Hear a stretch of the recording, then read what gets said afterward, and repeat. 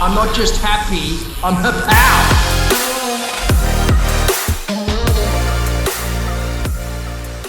This is Power Up Life, the podcast. I'm your host, Gianna Lucas, co-founder and CEO at Happow, the social enterprise that powers this podcast. We help you slay life in high school, uni, and beyond. Each week on the show, you'll learn epic life skills in a super chill way. Hear from well-known legends as they reveal their biggest setbacks and milestones to date, and you'll find out what our Happow squad think about a whole stack of topics too. From epic challenges to super raw moments, this show has it all. So let's power up life!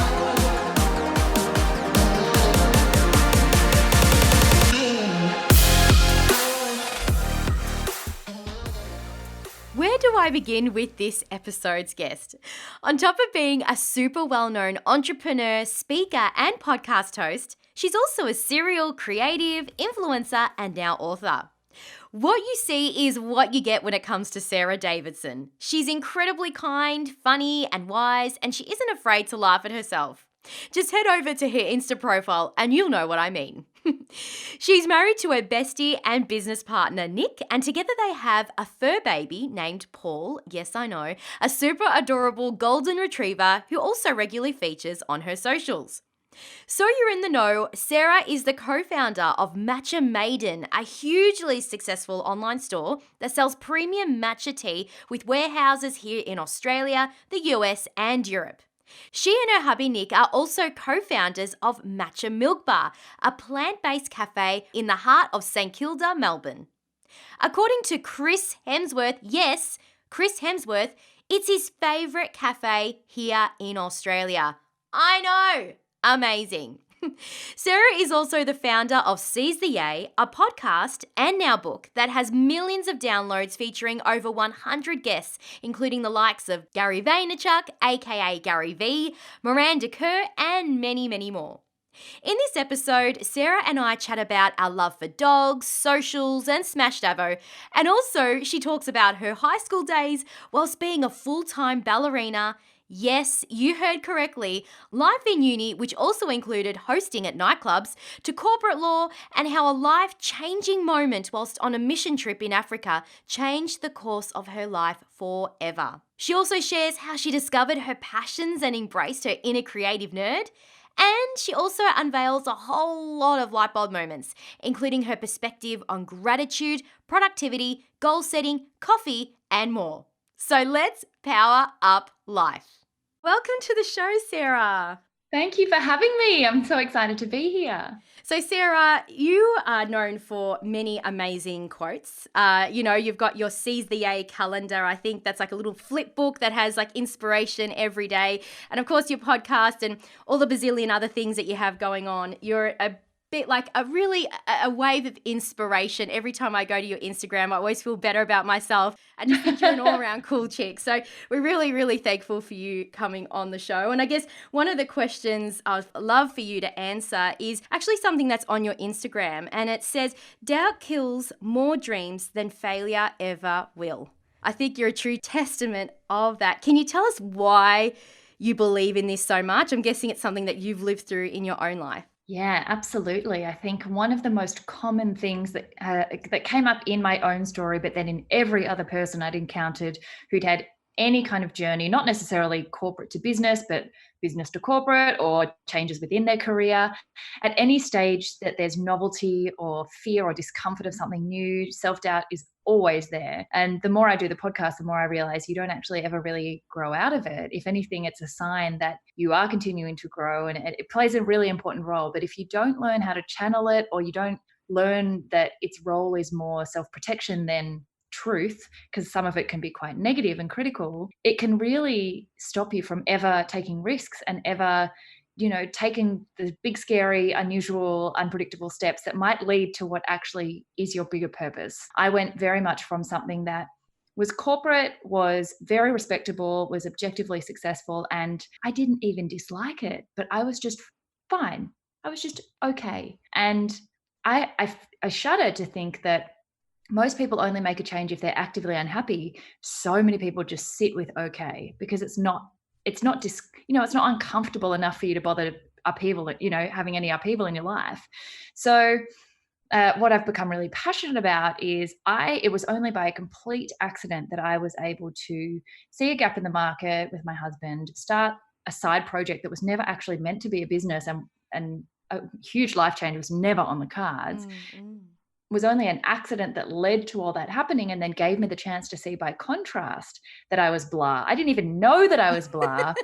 And then all of a sudden I'm like, there's this whole other world out there that's not just blah, but actually invigorates everything I'm passionate about, everything I'm good at, and everything I want to leave as a legacy on this planet. But I think if I had been given the choice and left to my own devices, there are so many things that contributed to the sliding doors moments in my life. If I didn't have the people around me, the support structures, if it wasn't an accident, I think if you'd made me do it myself, left to my own devices, self-doubt would have toppled it all. I would have gone down that path of believing my negative self-talk that it's too scary, it's too risky, it's not certain, you have no wage, you're walking away from stability, you're walking away from the should. But we get so caught up in this productivity hamster wheel and the glorification of busy that we forget to even ask those questions or let ourselves indulge in it. And then when we do, self-doubt shuts it down. So I think the quote just really encapsulates everything that the big transition, and then the 5 years of continued transition since then, from a life of blah to a life of yay. That quote just perfectly summarizes everything. And if I could choose one lesson to pass on to anyone else making any kind of step in their life, it would be that. And wise words right there. Yeah, you went from blah to yay. Now let's rewind a little bit further. So before you even started your first business with your husband, we're going back to Sarah, high school Sarah. Sarah is studying secondary with her backpack, going to school in her school uniform. What was life like for you back then? I had a wonderful, wonderful school life. I have always had really supportive parents and extended families who always supported us doing all kinds of extracurricular activities, but also, really concentrating on academics and supporting us in whatever way they could to help us do well. So we were really lucky. I have a younger brother that we never had too much pressure in one direction or the other. School was just a wonderful, carefree time to explore all the different things that you love. I had a really, really great time. I went to a Catholic primary school, a private secondary school, and then I moved to McRobb, which is a selective entry government school. So I kind of did a mix of all three different kinds of schools. Yeah, you did. Which and represents... But congrats in getting to McRobb, because for those who don't know, it is a school, as you said, that you can only get in by being selected. So it is a government school, but and there's also the guys' version of McRobb as well. Is that Melbourne High School? Yeah, Melbourne High. So, I mean, it's a huge effort and an incredible achievement for you just to get into that. Just side note. Anyway, proceed. Oh, thank you. I was definitely forced to be there. I didn't think that I wanted to be in an academically rigorous school back then. In year 9, that's the last thing you want to do. But I definitely, in hindsight, really appreciate that theme of broad experience carrying through our whole school life, and the schools being very open to that as well. I didn't really ever wake up one day and know what I wanted to do. I don't think I ever had that feeling. When I was much younger, I was a ballerina, and I thought I wanted to do it full time, but I still don't think I really... But was this like a ballerina, like, you'd perform on like a once a year for all the kids' families, or is this like full on ballerina, like full time? Yeah. As in the full time one? Yeah. That's incredible. Yeah. Were you studying at high school or? Yeah. So right up until the time where you had to either go full time or give up school. Right. Like you had to do one or the other. And I think I knew that day would come. I think I always knew that eventually when I grew up, there'd be something else down the track. But I really, not once would I say in my school years did I go, this particular thing is my thing. In fact, I truly believe that having a broad range of interests and experiences is what helps you figure out who you are. But it also is a bit of a disadvantage sometimes, because when you enjoy everything, you almost have too much choice and you don't end up having any direction. So I just remember school being a lot of fun, making the most of everything, pushing that feeling of, I'm still not really choosing anything to the back of my head and not worrying about it too much, just doing the best that I could with what I had at the time. And getting to sort of the later part of high school, as soon as I finished ballet, I obviously realized boys and partying and all this whole world of stuff outside of really strict training existed. And I had a bit of a swing back the other direction and went super rebellious, very uncharacteristically wild, lots of UDLs in a can and like house parties at friends' houses. Huh? I was going to say, you poor thing, UDL. Yeah. Oh, at the time, I was so cool with my UDLs, guava flavored or whatever they were. But yeah, I definitely had a bit of a rebellious phase in there. And then I finally ended up calming down just before year 12, realizing that that was the year that really would have an impact on what I could do later on. Yeah. Still couldn't say that I'd actually figured out what that was. And my mum has always given me really good advice on the fact that if you don't know what you want to do, you've got to do something. The time will pass anyway, so you might as well do something useful while you figure out what that is. And so I thought, well, okay, I've got not even 12 months, 11 months of year 12 to give it my best shot. Maybe by the end of it, I will have chosen what I want to do. Even if I haven't, at least that will leave more doors open for later. Ended up settling down in a big way because that inner nerd came right back out.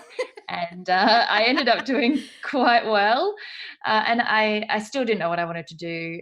So I did arts law because I thought that would leave the most doors open. Anything sciencey or medical was like a bit of a door closer and narrowed your focus, whereas law was a bit the opposite. And what was with arts, did you have a major with arts? Yeah. So what did you decide to do? I did. I had studied languages all through school. I've always loved travel. I love the patterns. So I knew that pure law would be a little bit dry, particularly if you didn't go into it wanting to become a lawyer. Yeah. So I kind of balanced it out with the arts degree and I majored in French and Japanese and then did Chinese as well. Wow.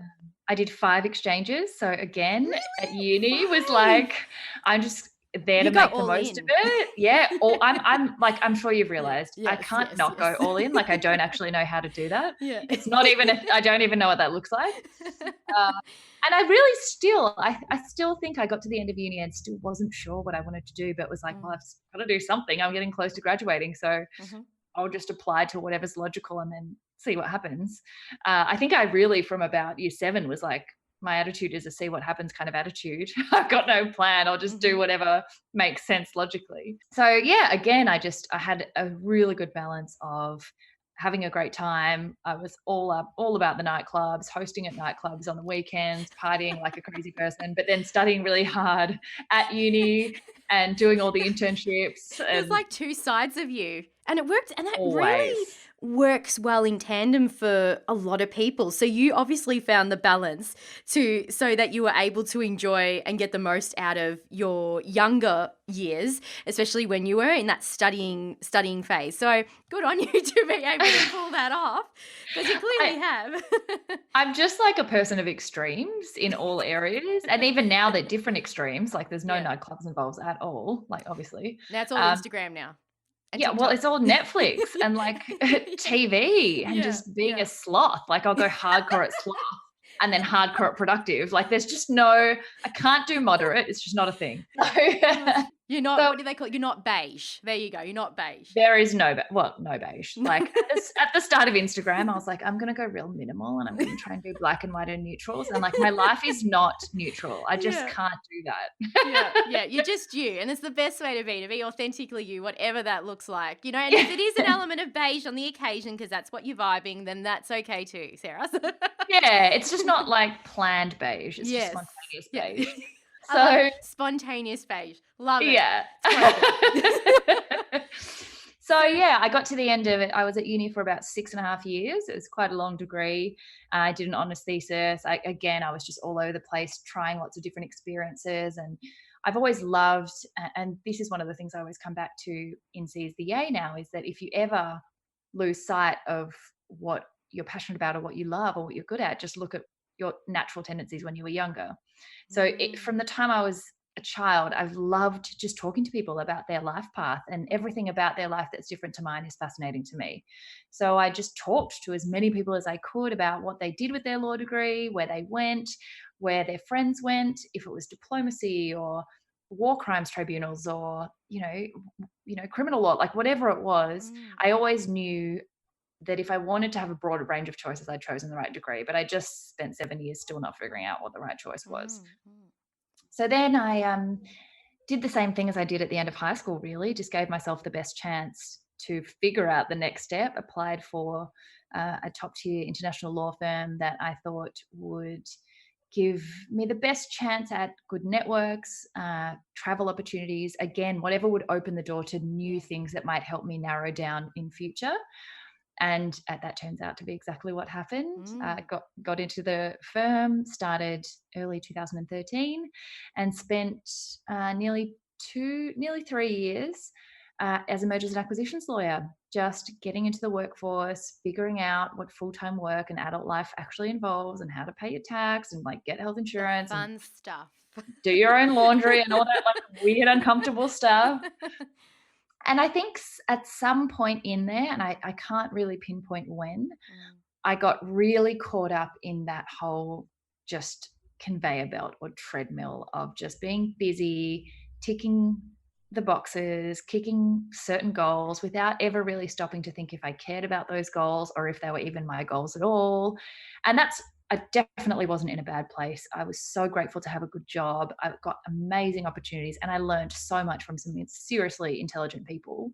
So it wasn't a bad place to be, but I think sometimes gratitude can almost be a disadvantage if you're over grateful to the point where you exclude the possibility of thinking about anything else because you're too worried it would seem ungrateful if you looked anywhere else. So I love that. I love that. It's like when you get too comfortable in something because you just appreciate it for what it is. And so you wouldn't be open to new opportunities because your brain isn't wired to look at them.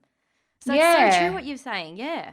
And I also think I was really conscious of not wanting to be one of those typical millennials who has no attention span, gets bored really quickly and wants to move on to something else just because it's not instant gratuity based and doesn't fulfill you every second of the day.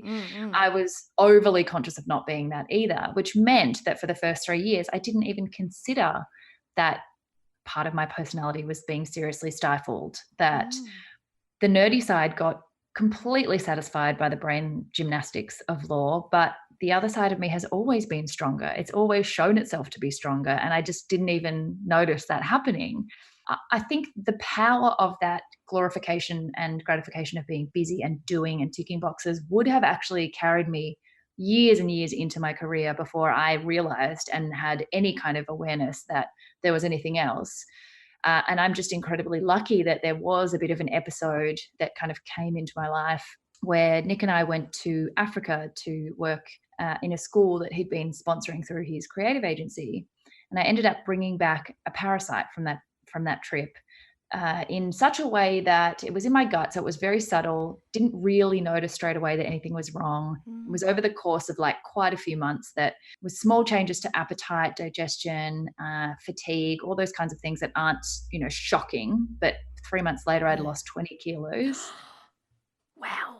Shivers. No idea. So your body was just slowly over, 3-month period, which 12 weeks, I mean, that's a lot amount of kilos, but if it was a little bit every single time, it wasn't a drastic weight loss over a month. So you probably didn't realize until probably if you saw someone, they're looking at you, they're like, Sarah, you look different. Are you okay? And you're like, no, something's not right. That's a lot. It's huge, huge thing to happen. How old were you when that happened actually? It was about 5.5, 6 years ago. So I was 25, mid-20s. Yeah. And at the time, the only people I saw were the same people I saw every day. I was very habitual. It was like Nick, who I live with, and then all my colleagues who I also see every day, all day. So there weren't many people who would see, have big gaps and then see me and go, oh. So I actually didn't realize until I actually collapsed at work because my body was just like, dude, you're not listening. Like I'm pretty book smart, but like very slow on the uptake when my body gives me signs, just completely over my head. It's because you're so book smart. That's your focus. Then the body's going, hello, Sarah, Earth to Sarah. And it's literally, I reckon it was doing that for years. And I just kept pushing through and defining my whole identity based on productivity and achievement and climbing a ladder that I realize now I didn't even care about. And it took that experience and me being banned from coffee because I was so fragile to discover. So you couldn't have coffee because of the caffeine or something in coffee that's Caffeine. the caffeine. So the Yeah. caffeine affected you? Yeah, so when some people who are caffeine sensitive get really shaky, like most people, if they have too much coffee, will get shaky and jittery. Yeah. But because I was like 42 kilos, Was I too would have, much. I'd have one coffee and my adrenal system would just go, exactly like that. And that's a lot. Yep. Okay. So you knew straight away. So then what happened out of that? So I knew that I was starting to have physiological panic attacks of symptoms of like really bad heart rate. My hands would go numb. Coffee would bring those on almost straight away. And I was drinking 10 cups a day at the time. Like I was working 20-hour days. I was like, how am I going to do Did this you without legit coffee? drink 10 cups of coffee a day? Like for real? Legitimately, like for reals. Yeah. I'm surprised you even need 10 cups of coffee. I thought you were a non-coffee drinker most of your life because I am now. Now you are. 10 cups of coffee. Wow. Yeah. Wow. And I could sleep. It was no thing. Yeah. If I did that, like legit, I would probably be a crazy energizer bunny. I would be I reckon I would be able to climb the Eureka building in Melbourne or something. You think that, but then it lasts this long and then you're just like crash. Yeah. And then you have to have another one and then you're like, oh, and also because coffee at that time was our way to get up from the desk. It was like an excursion. So I was like, oh, I need 10 excursions or how will I get through this day?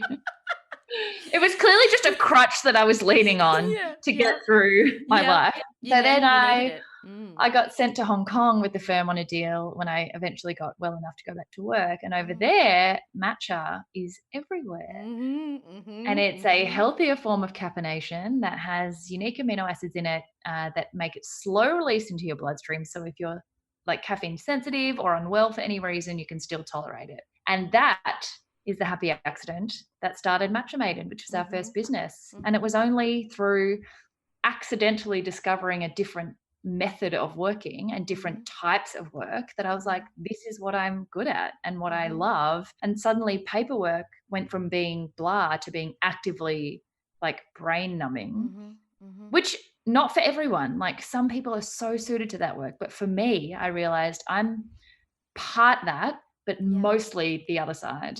The more I learn, the more I realize the best thing you can ever do for yourself is listen very, very carefully to what your mind and body tells you about what you like, what you don't like, what works for you, what doesn't work for you. It doesn't really matter what anyone else is doing. Our bodies are weird. They just choose random things and they're like, I like that. I don't like that. That works. That doesn't work. But it tells you, like it communicates with you very easily. We just learn not to listen. Yeah, which is what happened to you until you literally just fell over and then you went, oop.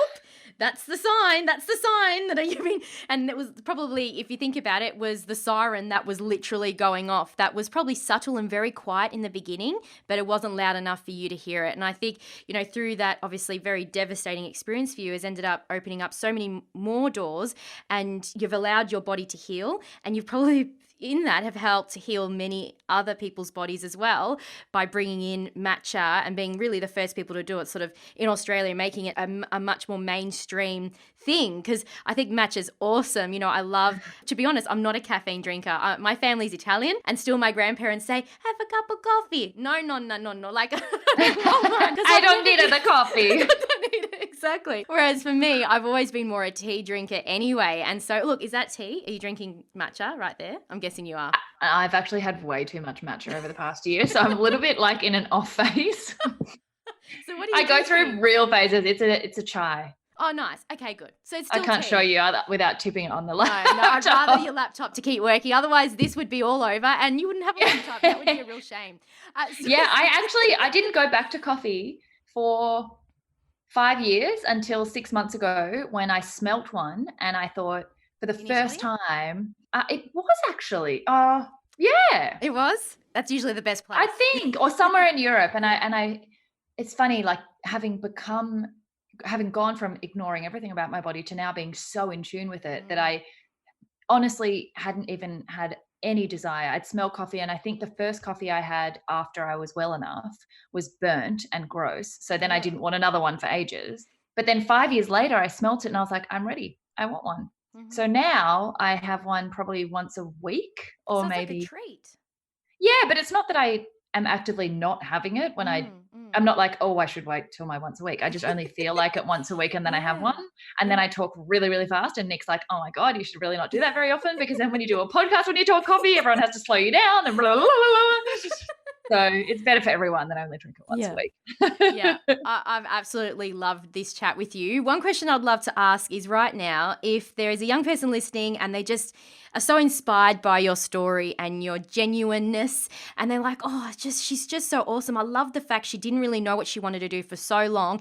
That's me. I absolutely have no idea. What's one piece of advice that you would give them, say a quotable or something like that, to just help elevate them, to reassure them that even in this time of uncertainty, and man, this whole year's been a year of uncertainty, but to help them feel reassured it's all going to be okay, and to take on opportunities even if you don't know where these opportunities might take you?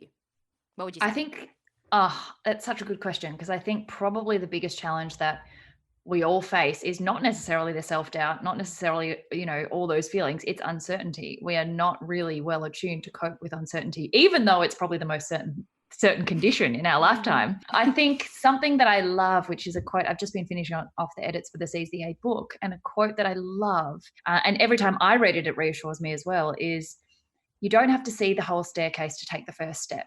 And that also involves kind of sub-quotes of the fact that you don't even have to know how it makes sense in your story. You don't even have to know that it's what you want to do. When I started the law firm, that was a step in a huge staircase of what was to come, but I didn't know whether that was going to be in law, outside of law, in politics, in diplomacy, in business. It doesn't have to make sense to you at the time. You don't even have to enjoy it for it to be useful and for it to be the right step for you. Most people don't stumble into their passion the first try. It takes most people a lot of steps to get there. Yep. So if all you learn from one step is what you don't like, that's still a step. It might not be your final answer, but it's one step closer to the next step, which is one step closer to the next one. So if you kind of start to see things as a staircase and accept and just surrender to the fact that you're not meant to know all the steps yet, then you can make sense of the one you're in and realize it doesn't matter that it's not the one I want to finish on. I'm not at the end yet, so I'm not supposed to be anywhere else. Every step will teach you something. If you're patient enough to find out what that is, the uncertainty kind of falls away a little bit. It's still there, but I think it's all about the frame that you put each phase of your life in. And if you put it in this uncertain, scared, like pointless, I'm wasting time mentality, you'll freak out. But if you put it in the frame of nothing is a waste because I'm figuring out something, even if not the whole picture, then you realize it's a step. I absolutely love it. It's like you're making it simpler. So instead of looking at the bigger picture, you're breaking it down into those smaller, tangible steps. And you can sort of, even if you can't see, it's all a bit smoky or grey in front of you and you can't see, if you're just looking down at that step, okay, next step. And you're right. And as you look back, like you have even in just this interview, and I know you do many times when you are interviewed or up on stage, that you can go, well, actually, because I took these steps, even though I didn't know where I was going necessarily, it's led me to where I am today. And that is something to be grateful for. And I think for you, just hearing your story on the Power Up Life show, I think just hearing it, for me, I'm like, wow, because you took those steps, because you did become a lawyer and you worked in that law firm, because you were over in Hong Kong for that business opportunity, once you were better, you were able to, or well enough at least to go, then you were introduced to Matcha, which ended up being the most significant thing for you and opened up a wave of new opportunities. So you're a perfect example of what you just said. And I think there's so much value in it, even for me. And I know no doubt our listeners will be feeling the same way. So thank you for that. Oh, you're so welcome. We'll be back right after this to ask Sarah all about gratitude. Love Power Up Life, the podcast? Make sure you tap subscribe and share it with your mates. This week, we asked you what you do for yourself and your wellness each day, and here's what you had to say. I love running and exercising. It releases stress that is holding a grudge in me and leaves me feeling very relaxed. It is almost like therapy to me, something that drives me every morning to wake up. I have been also trying to implement some reading here and then, or fit in some time before bed to write in my diary about the things going on in my life or how I am feeling in the present moment. Something I do for myself and my wellness each day is priming, which is the powerful exercise Tony Robbins created. It leaves me feeling more energized, focused, and clear about my goals and intentions for not only the day ahead, but in the future. It's about a 10 to 15 minute exercise that includes breathing and changing your state, gratitude, step into those moments and visualize, healing anything that needs to be healed, and to think about your goals and putting yourself in the position of achievement and celebrate. After priming, I'm ready to conquer the day. Every day I make sure that I do a nice morning meditation and try and do a little bit of yoga as well, because it's something that really sets you up well for the day and you clear your headspace. I try to start the day with a walk or a jog. I usually go jog or walk to a cafe to get some coffee and breakfast. I try to do a bit of exercise, whether it be walking to work or exercising at home, by doing some stretches or going on a run. I'm Carissa Shale, and that's this week's talk topic. Got something to share? Drop us an email, yoursay@happow.com. You're listening to Power Up Live, a Happow podcast. Okay, Sarah, so I want to ask you, like I do with all our interviewees, something big that you are grateful for. What would that be? Oh my gosh, there are so many things. I think one of the huge points of appreciation that I stop and remind myself of all the time, and it's something that we didn't necessarily deserve or do anything in particular to warrant, but it's the fact that we are alive now. We got born into an age where if we were going to have to isolate like we have been, we also have FaceTime and Skype and Zoom and the ability to connect with people like this, see each other, hear each other's voices, not write letters or have to do something really archaic. I think there are definitely risks and downsides that come with social media and an increasingly digital environment and connection. But I think the positives that it allows for human connection and the ability to meet new people and form new relationships outweighs that when we learn to use it properly. So I'm incredibly grateful to be alive at this time where the world is our oyster. There are just the possibilities are endless. There's not the restrictions or limited thinking that other generations have faced, even if they thought exactly the same way as we do. And as women as well, we have more resources and support than we ever have. There's just so many more possibilities than nursing or teaching. I just feel very grateful to be alive in this generation.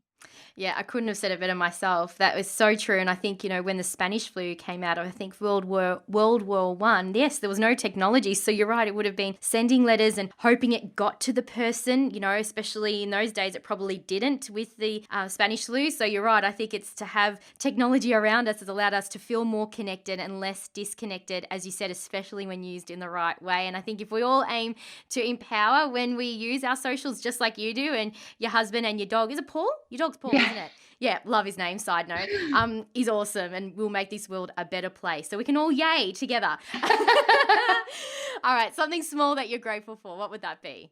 Oh man, so many things. How do I even something trivial, like maybe something that really matters to you, but you may think other people wouldn't care as much. I mean, avocados, is that? Well, everybody in Melbourne basically loves Matcha Avo. How do you like your Avo? Is there a certain type of Avo? Like every single, Hass avocados for sure. Okay. Shepherds are just watery and gross. Yeah, my husband's the same. He hates shepherd as well. Yeah. I mean, I can tolerate them if it's that or nothing. No, I think as well as avocados, I really appreciate so many things. I mean, I have a really strong gratitude practice, and I think that that's what's helped my mental health a lot. So it's easy for me to pick a few things. It's hard for me to pick just one. I really appreciate my dog. I really do appreciate Paul. I think animals, like children, but we don't have children yet, remind you to think about in the now. Like his needs are so immediate and his ability to be happy is so simple that it just reminds you that like we overcomplicate shit so much. Humans are just totally in their brain, and if I ever need to just unwind or decompress for an hour or half an hour, I just go with him outside and watch him sniff a leaf for like 40 minutes and realize, hang life's beautiful. Sniff a leaf for 40 minutes. What's so good about the leaf? I Do you know what I mean? Yeah, they enjoy life. It's like when I take my dog Pippa for a walk, and like even if we take the same route every single time, it is like the best thing ever. Yeah, like loses his bananas, and if you give him a hug or a bicky, it's like, holy shit, this bicky is the best thing I've ever seen. And I think just like, I feel like children are probably the same. Like they're so excited about life that I'm so grateful that, particularly in isolation, I'm grateful to be in a household that has a very happy animal in it, because he elevates your mood. They know, like if I'm having a panic attack or something, which is not that common anymore, but he will come from the other end of the house. They can tell when something's not right in your emotions, in your physical sense. And yeah, he's a very, very soft little soul, and I'm very grateful for him. Yeah. And he makes a good Instagram too, an Instagram photo or TikTok. I mean, the content. What else would I have to post otherwise? He's very, very funny. No, I think dogs is a fantastic answer, and avocados as well. So, yeah, a win-win both ways. Awesome. Don't go anywhere. Right after this, we're going to do my favourite part of every interview, and that is the challenge. Want to power up life? Download your free Power Pack wallpapers at happow.com.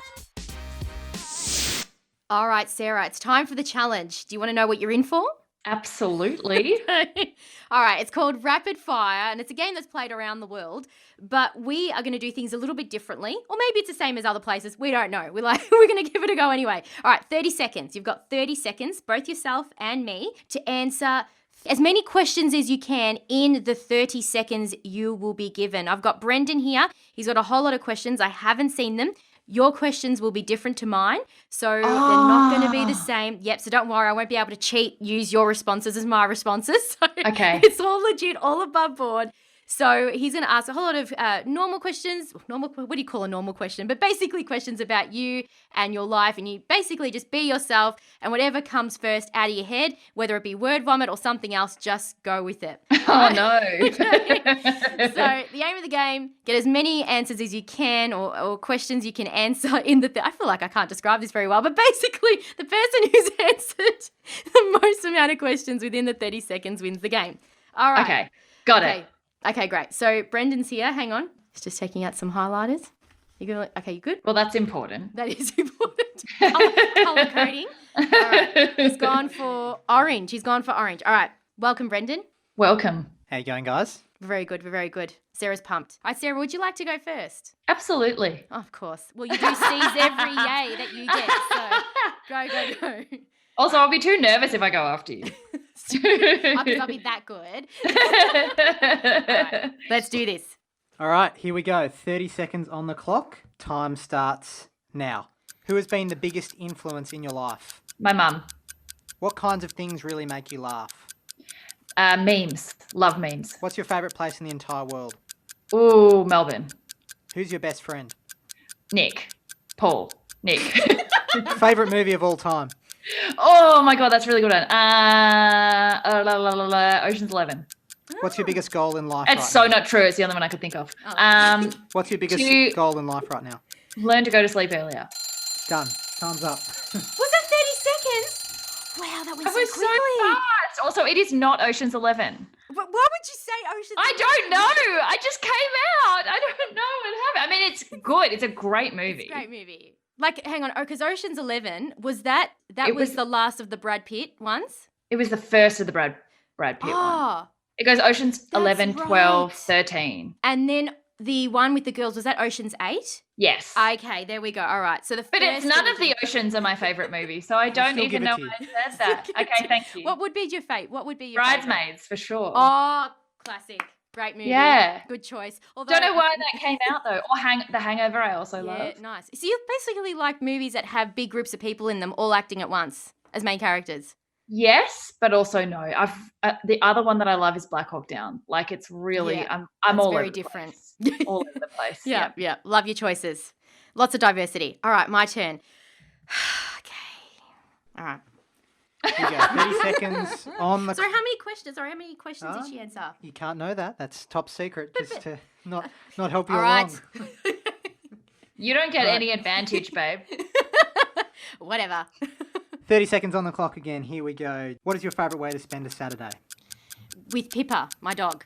And you, obviously. Do you have any pet peeves? Awkward. What was that? She was Do you have any pet peeves? Oh, yeah, when people don't listen. Because communication is so important, you know? What was your family like growing up? Very close together. As in, just close family. What were you like as a kid? Little Miss Chatterbox. What should I know about you that I'd never think to ask? You never think to ask. Oh, my goodness. Oh, I have this image of your family sitting really close together. That was the worst answer. Man, this is hard. Now, your Ocean's 11 answer was much better than my close together one. We were a close-knit family. And also, but I have to say, it's partly correct what I said, Sarah, because when we get together as a family, like my extended family, we do sit on this massive long table, and often there's so many of us that we do have to squish up to eat. And Close together, and our forks and knives are most in each other's faces. So it is legit. All so right. accurate. So that I'll pass. That passes. Yeah. That does pass. And do we want to know the winner? Yeah, I reckon Sarah won. I'll just get this. I reckon I won. With 6 points, Sarah. Yay! You only got 4. Sorry, Jana. It's all right. 4's still good. 4's still good. That's all right. I don't mind. You get a losing. certificate of participation. That's right. And that's all that matters is that we show up and give it our best. Whatever. And first runner-up, you get a trophy still. Oh, see, first runner-up. It's like if you're doing a pageant, I'd be first runner-up. I love it. Miss Congeniality. Exactly. Another good movie or movie series. Also. Fantastic. Yeah, Sandra Bullock's awesome. Also in Ocean's 8 as well. Of course. Have not seen it yet. You haven't seen Ocean's 8? Okay, so you probably would have said Ocean's 8 maybe instead of Ocean's 11. You have to watch that. That's your homework. Oh, well, look, the original was still good, but I think the women, like, it's an all-star cast. And if you like Bridesmaids, then you'll probably like Ocean's 8, even though they're different. It's the dynamics between the women that's super cool. Like, you got, like, Rihanna and, I don't know, it's just, like, a nice, diverse bunch. I like it. Okay. Anyway, Sarah, thank you so much for coming on the Power Up Live show. You're an absolute legend. For people to follow you on the socials and, of course, your own, and listen to your own podcast, how can they do that? Oh, gosh, man, there's so many ways to reach me. I've, like, pretty much just made it possible for everyone to reach me at all hours from all directions, but probably Spoonful of Sarah on Instagram is the easiest. Yeah, it's a good place to start because I think you've got all the handles on there anyway to take people all around the world with you. So fantastic. Thanks so much, Sarah. You've provided so much value and we can't wait to have you again one day soon on the podcast. Have a great week. You too. Thanks for having me. Isn't Sarah amazing? Because she is so awesome, we decided to invite her back on the Power Up Life podcast. So now that you've finished this episode, why not jump into our bonus one with Sarah? Because it went live the same day as this one, and we only just recorded it literally a couple of days ago. You will not regret it. Why? Because you'll learn how to nail the ultimate power pose and even how to write a book, we chat about self-doubt, friendship, and loads more. So enjoy.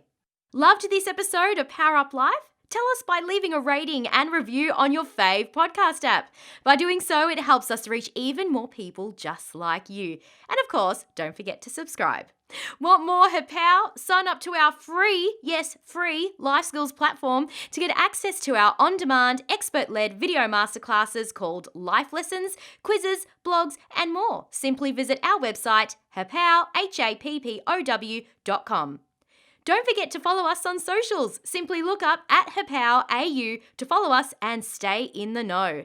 This episode of Power Up Life was produced by me, Gianna Lucas, Maria Dukadinovska, and Carissa Shale for the Happow Podcast Network.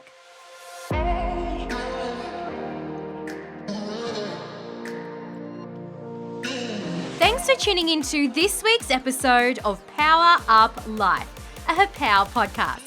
If you loved this episode, be a legend and leave us a quick rating and review on your fave podcast app.